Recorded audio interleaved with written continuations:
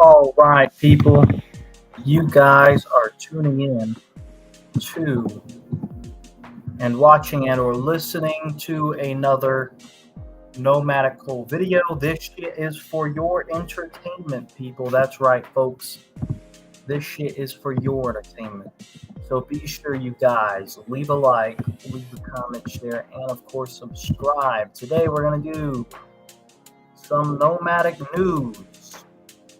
If you guys have read the title of this video, it's gonna be a quick one, but we'll have some fun. We'll have a good time, and yeah, let's go ahead and let's talk about some news. First off, I want to start off with the weather over here locally.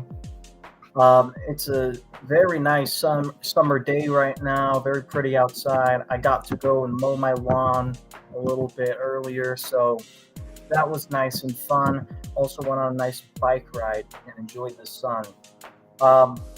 Leave a like if you guys are enjoying the summer weather right now. And also leave a comment if you guys feel bad if you guys go outside, or if you don't go outside, I should say, on a hot summer day. What up? So Doge Lord said, "What up, my man?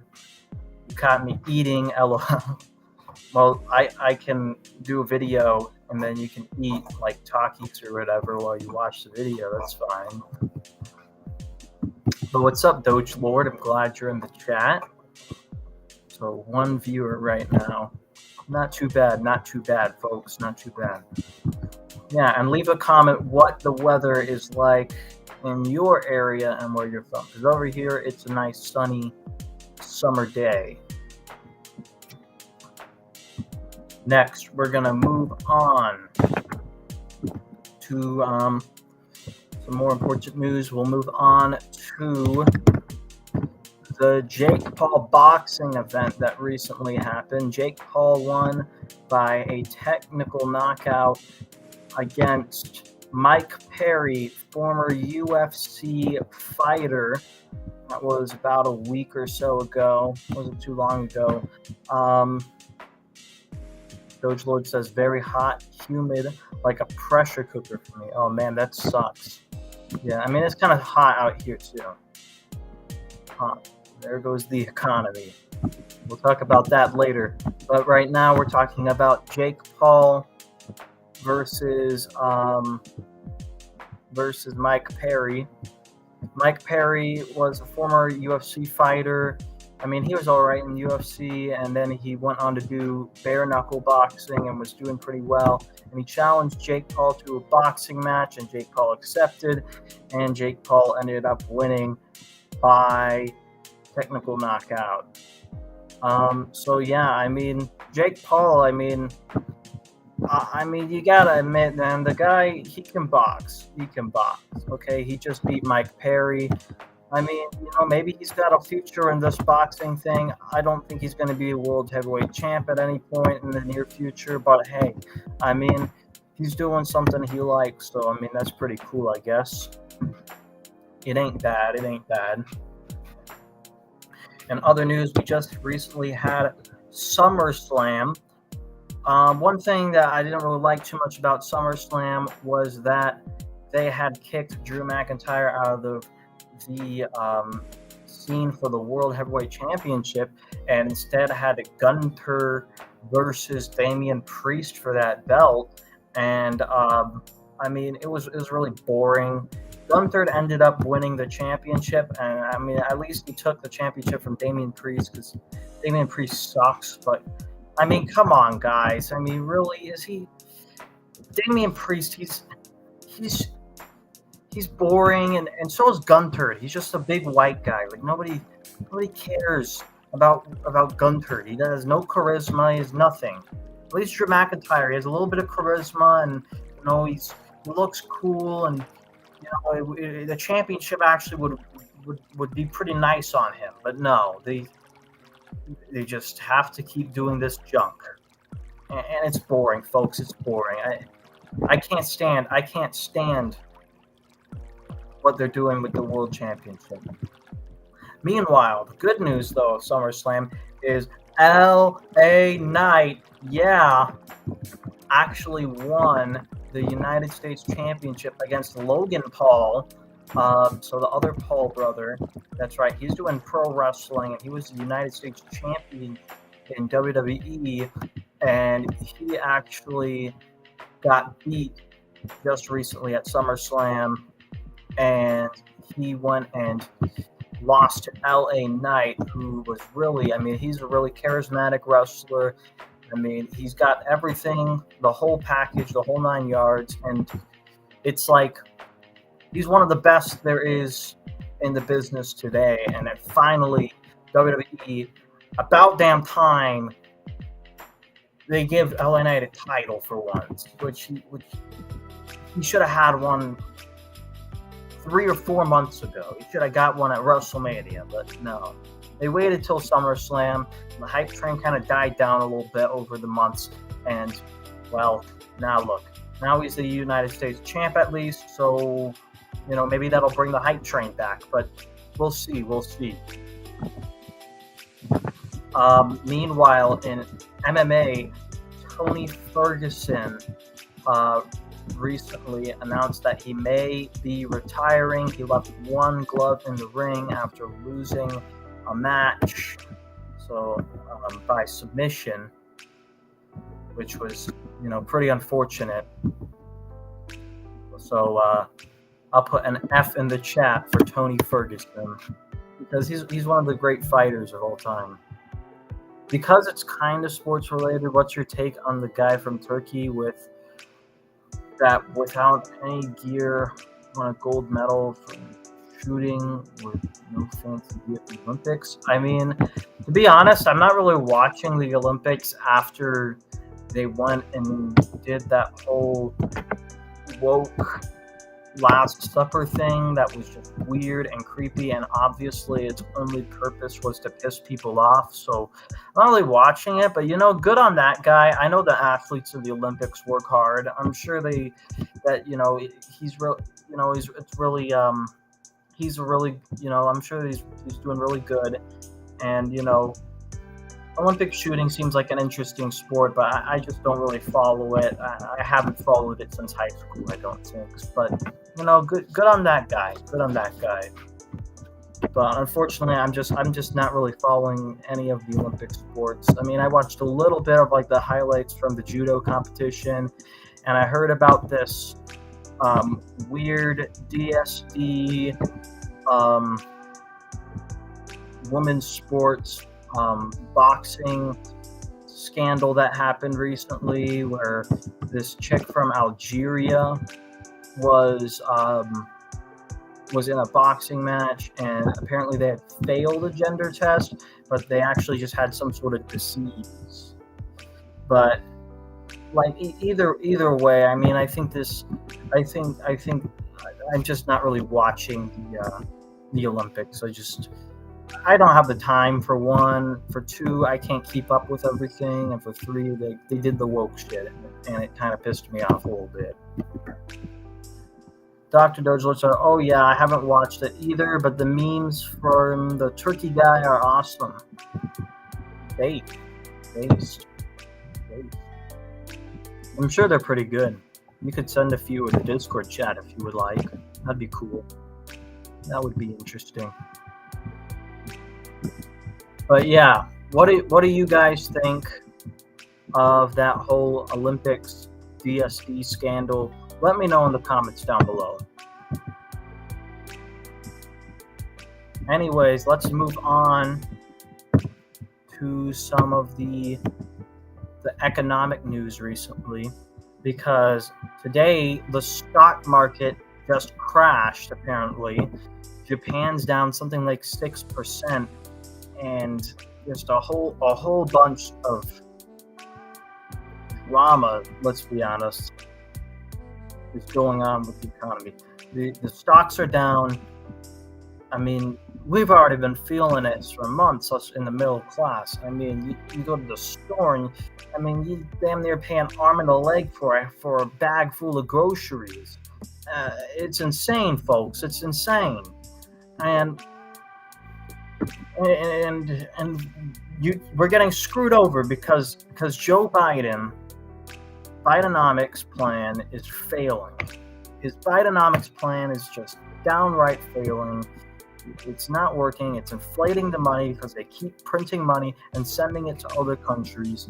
And now look, now the stock market's crashing, and now they fear a recession. And what are you going to do about it? We can't do anything. We just have to sit here and take it on the chin.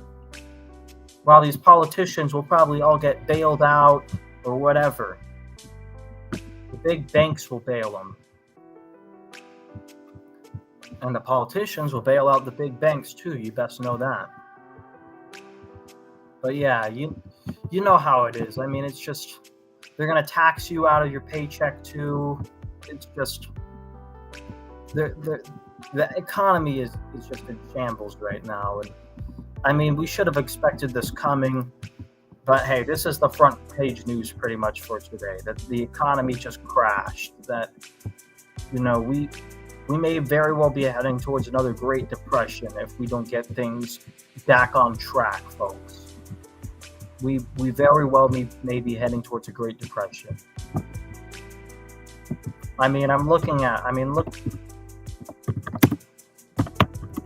I'm going to look at the stock market right now. I mean, look at this chart, man. It's all the way down at the bottom.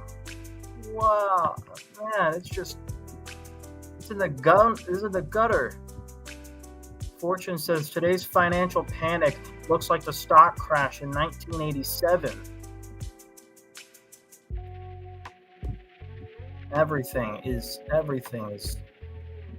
talking about this. U.S. stock tumbles on fears over slowing growth. That's BBC. I mean, it's wild. It's wild. By November, we're going to be on our last legs economically. Yeah, you're right. You're right, Doge Lord. You're right. I mean, what? I mean, there's not much that we can do, though. It's just, it sucks, man. It sucks. It's wild. It's wild. Other news today is, let's talk about Donald Trump. Donald Trump just recently did the podcast with Aiden Ross, basically just some really rich streamer, I guess. I mean, it's very fitting. It wasn't really that insightful or anything from the clips that I've seen. I mean, they kind of fit together, two rich guys hanging out. They did have a pretty sweet Cybertruck, though. At the end of the video, there was a video filmed of the Cybertruck with the Trump picture from the assassination attempt. And I think it's just another meeting, another interview with another attempt to try to win over the Gen Z vote, I guess. Even though he picked an anti-Gen Z VP. And by the way, we could talk about JD Vance later on, but he is, he's definitely against a lot of the issues that Gen Z has. So, I mean, we're going to see. I mean, there's definitely some scandals about that guy. But yeah, the Aiden Ross interview happened today, and there was a whole press thing. The Cybertruck was cool, I guess. That's pretty much all I've got to comment on it. Not that much to speak of on that.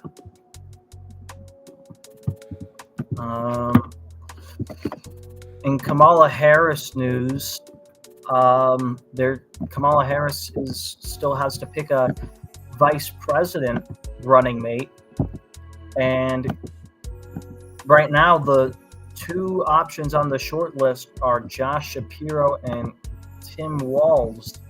I mean, they just want someone who's just going to be a suit and a tie, who's not going to shake the boat. So, I mean, those are decent options for that, if that's what you're looking for. But yeah, I mean, two very boring VP picks right there. Really nothing interesting to show for it. I mean, at least Pete Buttigieg would have been somewhat interesting, and it meets their DEI requirements or whatever. But, you know, they're going to go with Josh Shapiro or Tim Walz, which, I mean, it makes sense. They just want someone who's not going to rock the boat. And Pete Buttigieg will probably continue to be the cabinet transportation secretary. Meanwhile, on the RFK campaign, RFK Jr. surpasses 1 million signatures, completes petitioning in 8 more states. Guys, this is good momentum for the campaign right there. He is getting a lot of signatures, and by collecting these signatures, I mean, it's all grassroots, because, like, if you see people, how they gather these signatures, it's all just regular everyday moms and, you know, people who want to support the campaign, just going out and collecting these signatures with the table on the side of the street. And it's really getting a lot of attention, and a lot of people are starting to notice and come to the campaign.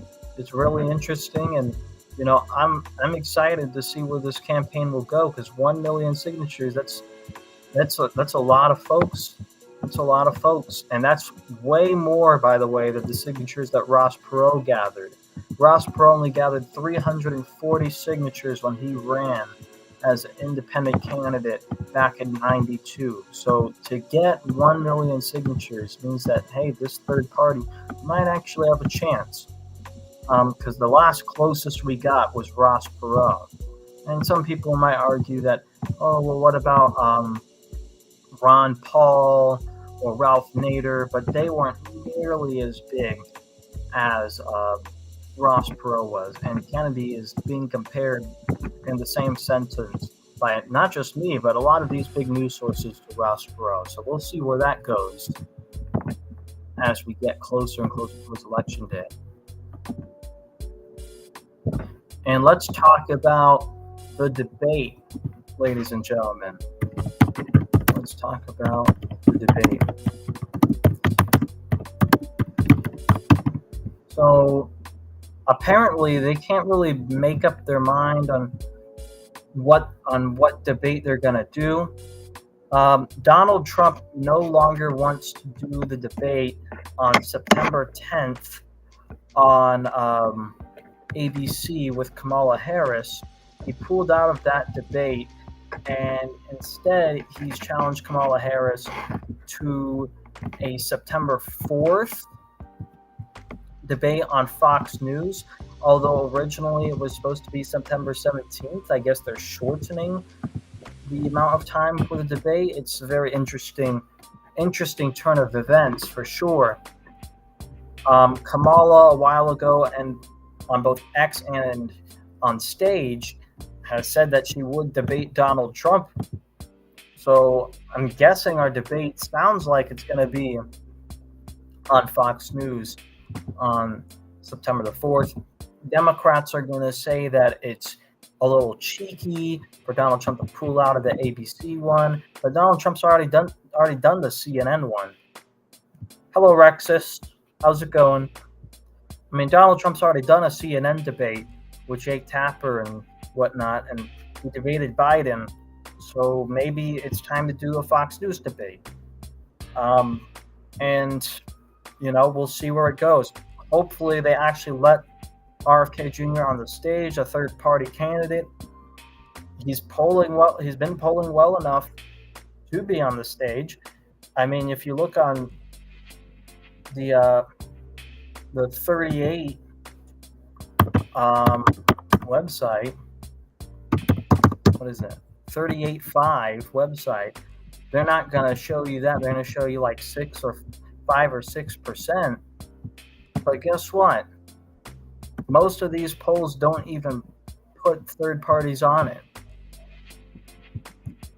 So like a lot of these, like you look at the top polls up here, they're all two-way polls.